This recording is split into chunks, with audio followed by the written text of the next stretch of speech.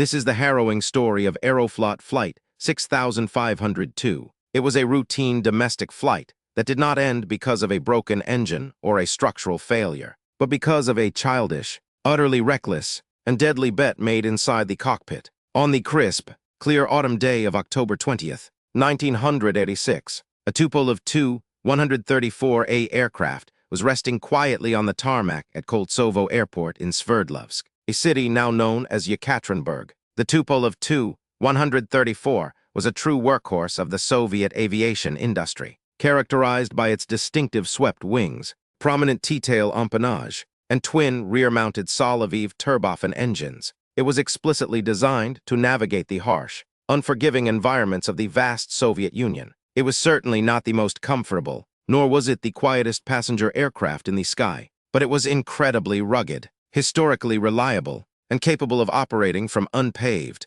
austere runways in extreme, freezing weather conditions. On this particular afternoon, the aircraft was operating as Aeroflot Flight 6502. This was a scheduled, standard domestic passenger flight destined for Grozny, with a planned, routine layover at Kuromoch International Airport in the city of Samara. Boarding the aircraft that fateful afternoon were 87 civilian passengers. They were ordinary citizens going about their daily lives, returning home from trips, visiting their extended families, or traveling across the country for business. In the cockpit and the passenger cabin were 7 dedicated crew members, bringing the total number of human souls on board the aircraft to 94. Commanding the flight that day was Captain Alexander Kliayev, a seasoned, veteran pilot who had successfully logged thousands upon thousands of flight hours in various Soviet aircraft. Seated directly beside him was First Officer Gennady Zhernov, a competent co-pilot,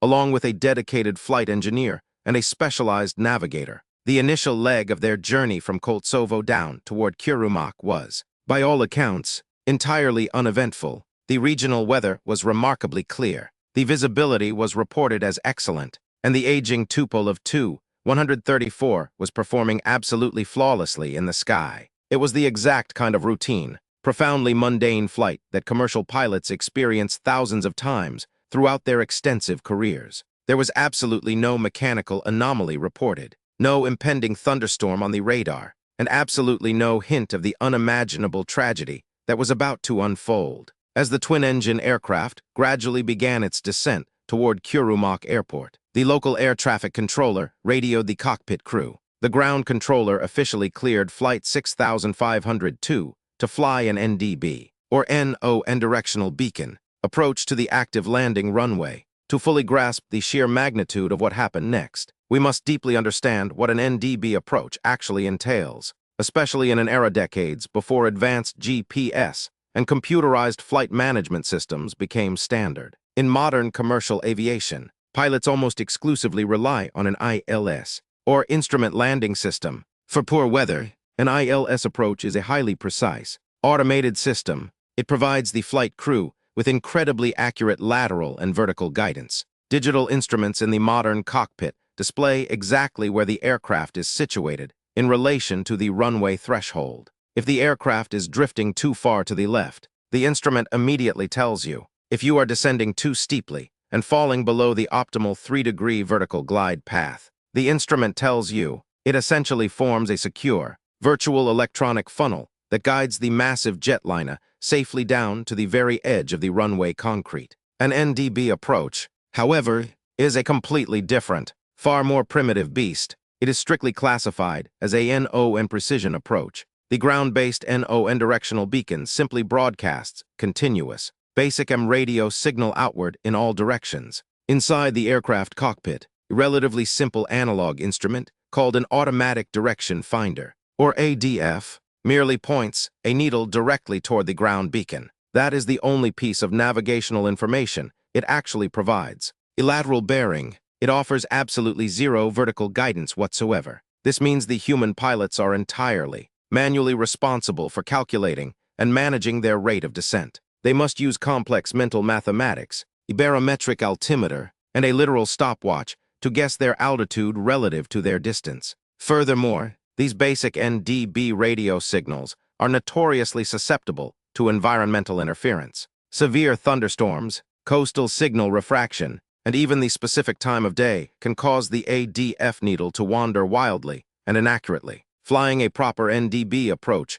requires intense mental concentration, excellent spatial awareness, and the constant, rapid cross-referencing of various analog flight instruments. If given the free choice, virtually any sane, rational pilot would choose an ILS approach over an NDB approach 10 times out of 10. But the weather at Kuromoch Airport that day was absolutely fine. The NDB approach, while inherently challenging, should have been a very standard, manageable procedure for such a seasoned, veteran Soviet crew, as the Tu-134 descended smoothly through the afternoon sky at approximately 3:51 p.m. A highly unusual conversation began to unfold within the cockpit walls. The exact, chilling transcripts recovered from the cockpit voice recorder reveal casual, almost arrogant discussion about visibility limits and individual flying skills. Captain Kliayev inexplicably began to boast to his subordinates. He confidently claimed that his personal instrument flying skills were so exceptionally sharp, so incredibly honed, that he could easily land the 80,000-pound jetliner completely blind. He bragged that he could do it without ever once looking out the cockpit window, relying solely on the rudimentary, analog instruments provided for the NO and precision NDB approach. What happened next completely defies all logical, rational comprehension in the realm of aviation safety. First Officer Zhernov did not laugh the comment off as a mere arrogant boast. He did not firmly tell the captain to focus his attention on the impending, complex landing procedure. Instead, he directly challenged his commanding officer. He effectively told the veteran captain to put his money where his mouth was. The idle, ego-driven boasting rapidly escalated into a literal, high-stakes bet with the lives of 94 people on the line. Captain Kliayev, his fragile ego now directly challenged and on the line, made a catastrophic decision that permanently sealed the tragic fate of 70 innocent people. He verbally ordered his flight engineer to reach up and physically pull the heavy blackout curtains entirely across the cockpit windshields. These specific curtains were originally designed solely for specific, high-altitude instrument training scenarios, meant never, ever to be used during a real, active passenger flight with actual human lives at stake. Yet, obeying the strict hierarchy of the Soviet cockpit, the flight engineer wordlessly complied. The thick, dark curtains loudly slid shut on their metal tracks. The bright, reassuring afternoon daylight instantly vanished, suddenly replaced by the dim, eerie green glow of the complex instrument panel. The massive tupolev Tu-134 was now violently hurling toward the solid earth at well over 160 knots. Completely and utterly blind, let us be abundantly clear about this specific technical fact. Landing commercial aircraft in true zero visibility, what the modern aviation industry formally calls Category IIILS approach, is entirely possible today, but it requires highly specialized, redundant electronic equipment on both the ground runway and inside the aircraft itself, advanced automated flight control systems, and meticulously trained flight crews. Flight 6502 possessed absolutely none of these crucial safety elements. They were dangerously flying a manual, NO and precision approach in an older, analog jet, relying on a notoriously inaccurate radio beacon. As the heavy aircraft continued its blind descent, it rapidly and dangerously approached the critical decision height. The decision height is a vital, legally binding minimum altitude limit. If, upon reaching this very specific altitude, the pilots cannot visually identify the runway environment, they are strictly required by all aviation laws to immediately execute a missed approach. They must apply full engine throttle, pitch the nose up, climb away safely, and try the landing again. The heavy blackout curtains remained firmly and completely shut. Captain Kliayev stubbornly continued to wrestle with the mechanical control yoke, desperately trying to mentally synthesize the fragmented data from his analog instruments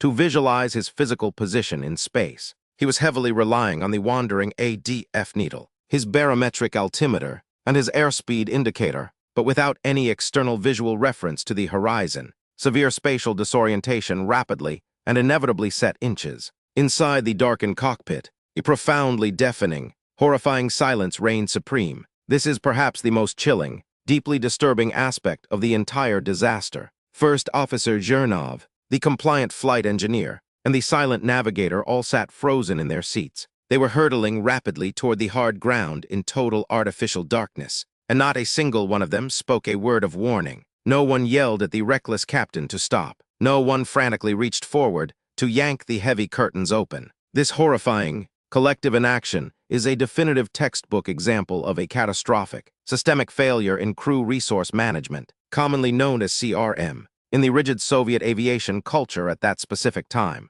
The captain was considered an absolute, unquestionable, almost godlike authority figure. Subordinate crew members were deeply culturally conditioned never to question or challenge the commander, even if that commander was actively, demonstrably flying their airplane straight into the ground. Suddenly, the piercing, violently urgent alarm of the ground proximity warning system, the GPWS, violently shattered the tense silence of the cockpit. Pull up, pull up.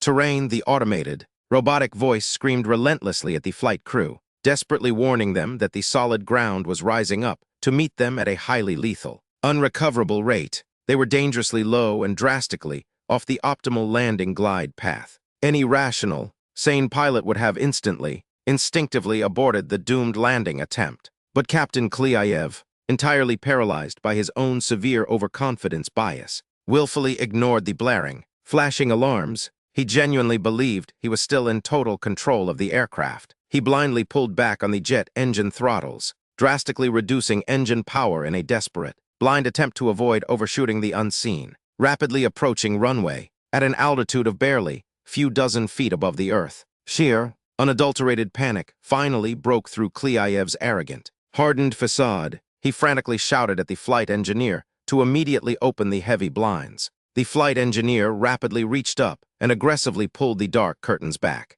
Searing, bright daylight instantly flooded back into the cockpit, temporarily blinding the panicked pilots, whose pupils had fully adjusted to the artificial dark. As their vision rapidly cleared, the horrifying, unchangeable reality of their dire situation immediately materialized before their wide eyes. They were not lined up gracefully with the center of the runway. They were plummeting aggressively toward the hard concrete at a terrifying, unrecoverable descent rate, and they were drastically out of positional alignment. They were exactly 1 second away from a catastrophic impact. In a last, desperate, futile act of self-preservation, Captain Kliayev violently yanked the control yoke backward, desperately trying to pitch the heavy nose of the Tu-134 upwards to soften the impending, catastrophic blow. But aerodynamics and physics are unforgiving. Absolute masters, it was far too little control input, and it was tragically, fatally too late. Flight 6502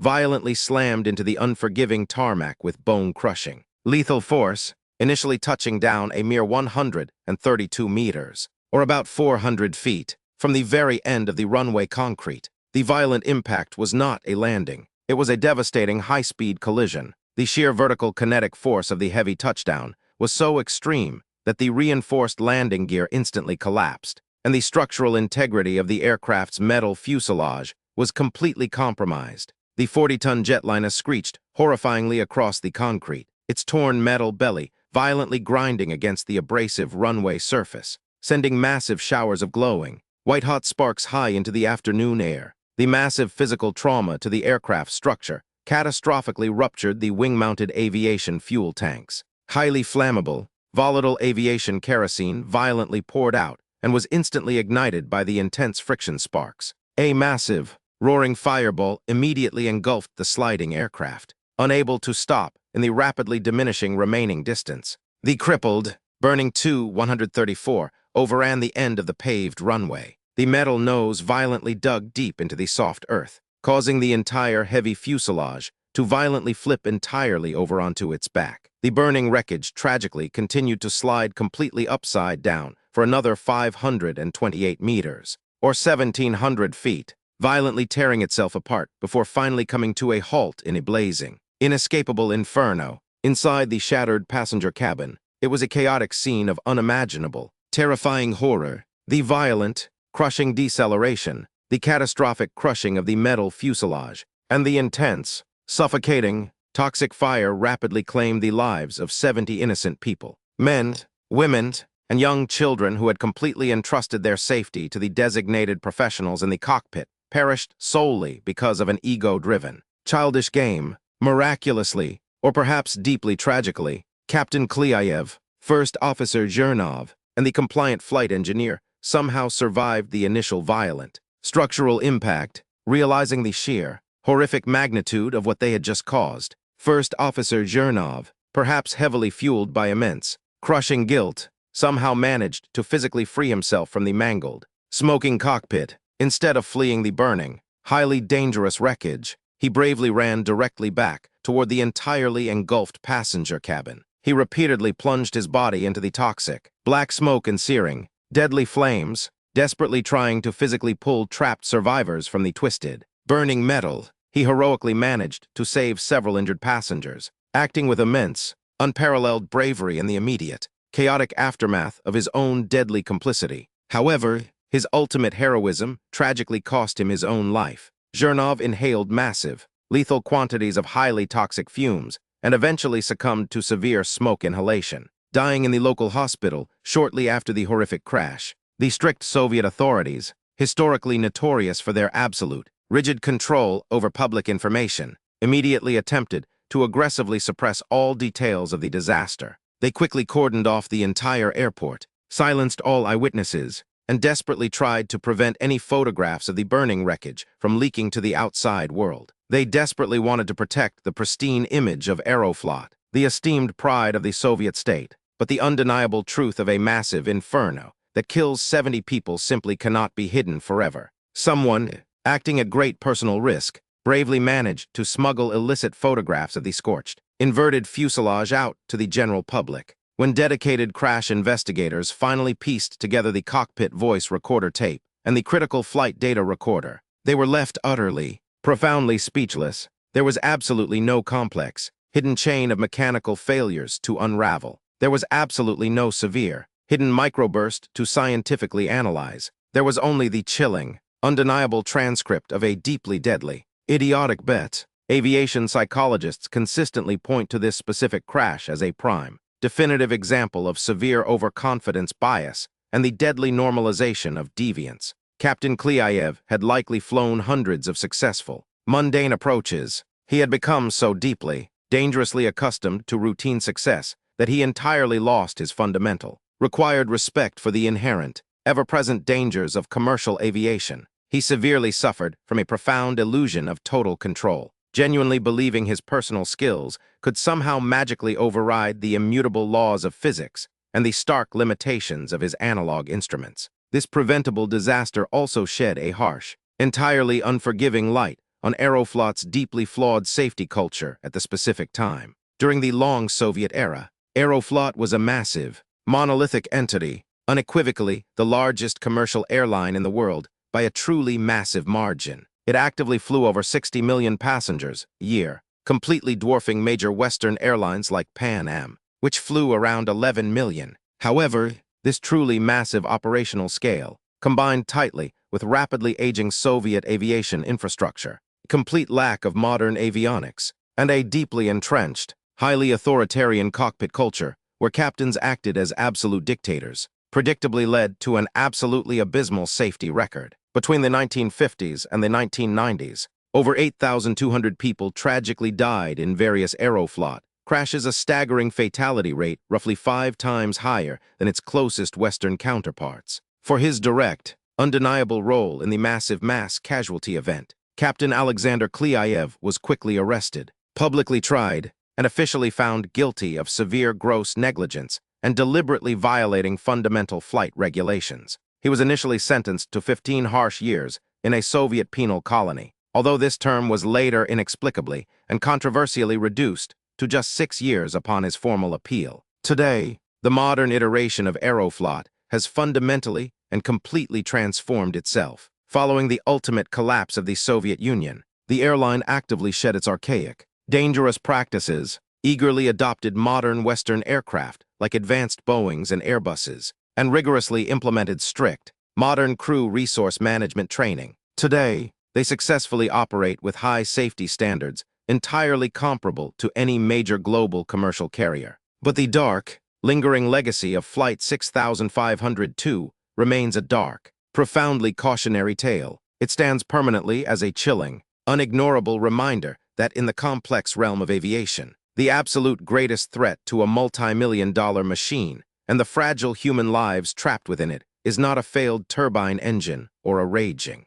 violent storm. The absolute greatest, most unpredictable threat is the unchecked, arrogant ego of the severely flawed human person sitting quietly at the aircraft controls. What are your specific thoughts on this deeply tragic, entirely avoidable disaster? Please let me know your thoughts down in the comments below. And if you desperately want to explore more intricate aviation mysteries, please actively check out our very next video.